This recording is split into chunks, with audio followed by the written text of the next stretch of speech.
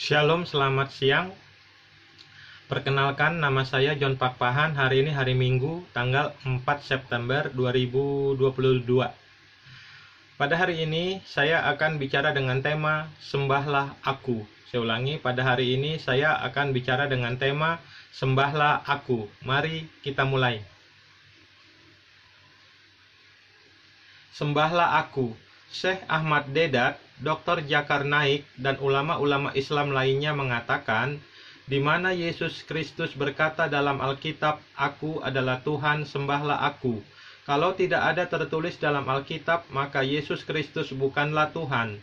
Pertanyaan ini menjadi senjata ampuh dan pamungkas untuk menyangkal ketuhanan Yesus Kristus, sekaligus menjadi pertanyaan yang sangat bodoh, tolol, goblok, dan idiot. Kenapa? Karena Aku adalah Tuhan, sembahlah Aku adalah kutipan ayat-ayat Al-Quran. Saya ulangi sekali lagi. Karena Aku adalah Tuhan, sembahlah Aku adalah kutipan ayat-ayat Al-Quran. Saya ulangi sekali lagi. Karena Aku adalah Tuhan, sembahlah Aku adalah kutipan ayat-ayat Al-Quran. Bagaimana Yesus Kristus mengutip ayat-ayat Al-Quran sedangkan Al-Quran belum ada waktu Yesus Kristus masih hidup di dunia ini? Saya ulangi sekali lagi.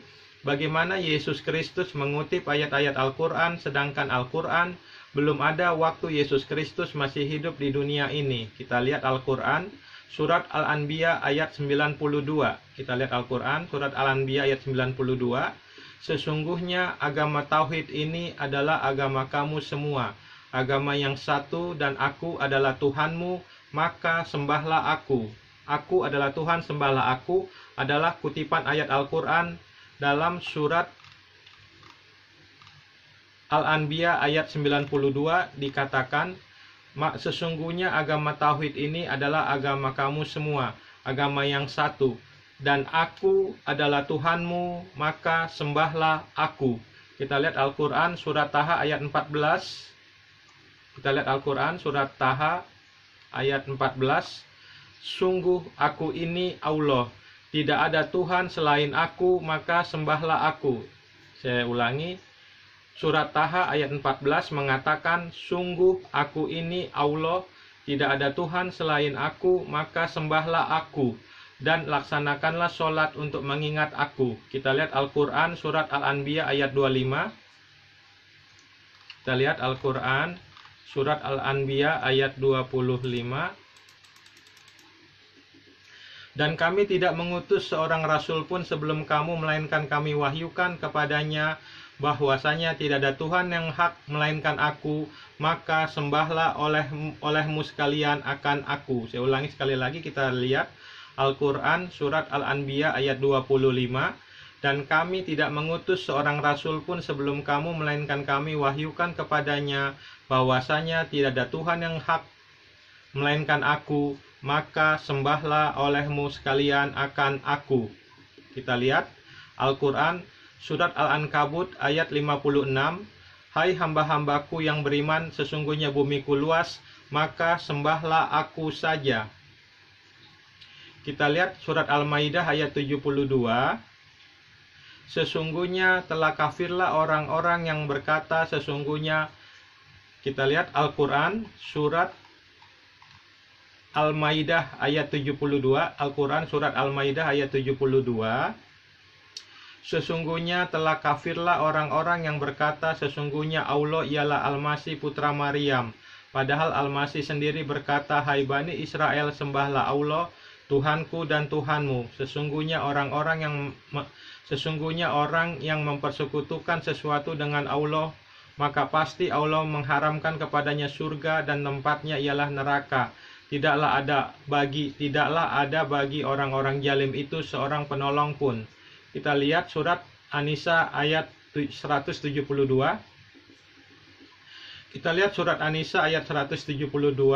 Al-Masih sekali-kali tidak enggan menjadi hamba bagi Allah, dan tidak pula enggan malaikat-malaikat yang terdekat kepada Allah. Barang siapa yang enggan dari menyembahnya dan menyombongkan diri, nanti Allah akan mengumpulkan mereka semua kepadanya. Kita lihat Al-Quran surat Al-Maidah ayat 75. Al-Masih putra Maryam itu hanyalah seorang rasul yang sesungguhnya telah berlalu sebelumnya beberapa rasul, dan ibunya seorang yang sangat benar. Kedua-duanya biasa memakan makanan. Perhatikan bagaimana kami menjelaskan kepada mereka ahli kitab tanda-tanda kekuasaan kami. Kemudian perhatikanlah bagaimana mereka berpaling dari memperhatikan ayat-ayat kami itu. Kita lihat Al-Quran surat Maryam ayat 30. Berkata Isa, sesungguhnya aku ini hamba Allah. Dia memberiku Alkitab Injil dan dia menjadikan aku seorang nabi. Kalau memang benar Nabi Isa Al-Masih alaihissalam hanyalah seorang hamba atau manusia, pernahkah Yesus Kristus menolak orang-orang yang sujud menyembah kepadanya? Saya ulangi sekali lagi. Kalau memang benar Nabi Isa Al-Masih alaihissalam hanyalah seorang hamba atau manusia, pernahkah Yesus Kristus menolak orang-orang yang sujud menyembah kepadanya? Saya ulangi sekali lagi. Kalau memang benar Nabi Isa Al-Masih alaihissalam hanyalah seorang hamba atau manusia, pernahkah Yesus Kristus menolak orang-orang yang sujud menyembah kepadanya? Jawabannya tidak. Kalau memang Yesus Kristus hanyalah seorang nabi, maka waktu orang-orang datang sujud menyembahnya, jangan lakukan itu karena aku hanyalah seorang hamba sama seperti engkau.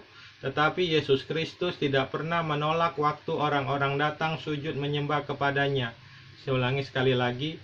Kalau memang benar Yesus Kristus hanyalah seorang nabi, maka waktu orang-orang datang sujud menyembah kepadanya, jangan lakukan itu karena aku hanyalah seorang hamba sama seperti engkau.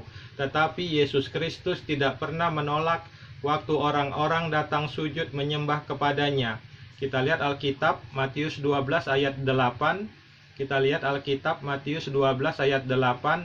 Karena anak manusia adalah Tuhan atas hari Sabat. Saya ulangi. Kita lihat Matius 12 ayat 8. Karena anak manusia adalah Tuhan atas hari Sabat. Kita lihat Alkitab Matius 9 ayat 18. Sementara Yesus berbicara demikian kepada mereka, datanglah seorang kepala rumah ibadat lalu menyembah dia. Saya ulangi sekali lagi. Kita lihat Matius 9 ayat 18. Sementara Yesus berbicara demikian kepada mereka, datanglah seorang kepala rumah ibadat lalu menyembah dia dan berkata, anakku perempuan baru saja meninggal, tetapi datanglah dan letakkanlah tanganmu atasnya, maka ia akan hidup. Kita lihat Matius 8 ayat 1-2. Setelah Yesus turun dari bukit, orang banyak berbondong-bondong mengikuti dia. Maka datanglah seorang yang sakit kusta kepadanya, lalu sujud menyembah dia, dan berkata, Tuhan, jika Tuhan mau, Tuhan dapat mentahirkan aku. Dari permulaan kehidupan Yesus, kita mengamati berbagai contoh di mana ia disembah. Begitu para orang Majus melihat Kristus yang masih kanak-kanak, lalu sujud menyembah dia. Matius 2 ayat 11, saya ulangi. Dari permulaan kehidupan Yesus, kita mengamati berbagai contoh di mana ia disembah. Begitu para orang Majus melihat Kristus yang masih kanak-kanak, lalu sujud menyembah dia. Matius 2 ayat 11. Orang-orang yang ada di perahu menyembah dia. Orang-orang yang ada di perahu menyembah dia. Katanya, sesungguhnya engkau anak Allah. Matius 14 ayat 33. Saya ulangi. Orang-orang yang ada di perahu menyembah dia. Katanya, sungguh engkau anak Allah. Matius 14 ayat 33. Saya ulangi. Orang-orang yang di perahu menyembah dia. Katanya, sungguh engkau anak Allah. Matius 14 ayat 33. Adapun contoh lain dari Yesus yang menerima sembahan adalah setelah kebangkitannya. Beberapa wanita dalam Markus 16 ayat 1-11, Lukas 24 ayat 1-12 yang hendak meminyaki dan mempersiapkan rempah-rempah untuk proses penguburan menjumpainya ketika mereka menyadari bahwa Yesus bangkit. Mereka mendekatinya dan memeluk kakinya serta menyembahnya. Matius 28 ayat 9. Kesimpulannya, Di dalam semua peristiwa ini tidak ada kasus di mana Yesus menyuruh mereka berhenti menyembah dirinya ataupun melarangnya. Sedangkan jika manusia biasa ataupun malaikat disembah secara salah, mereka akan melarang dan menghentikan praktek itu karena tidak diperbolehkan dalam Kisah Rasul 10 ayat 25-26 dan Wahyu 19 ayat 9-10. Saya ulangi sekali lagi. Di dalam semua peristiwa ini tidak ada kasus di mana Yesus menyuruh mereka berhenti menyembah dirinya ataupun melarangnya. Sedangkan jika manusia biasa ataupun malaikat disembah secara salah, mereka akan melarang dan menghentikan praktek itu karena tidak diperbolehkan. Kisah Para Rasul 10 ayat 5, Kisah Para Rasul 10 ayat 25-26 dan Wahyu 19 ayat 9-10.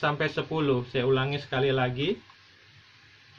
Di dalam semua peristiwa ini tidak ada kasus di mana Yesus menyuruh mereka berhenti menyembah dirinya. Saya ulangi, di dalam semua peristiwa ini tidak ada kasus di mana Yesus menyuruh mereka berhenti menyembah dirinya ataupun melarangnya. Sedangkan jika manusia biasa ataupun malaikat disembah secara salah, mereka akan melarang dan menghentikan praktek itu karena tidak diperbolehkan. Lihat Kisah Para Rasul 10 ayat 25-26 dan Wahyu 19 ayat 9-10. Terima kasih. Shalom. Tuhan Yesus Kristus memberkati.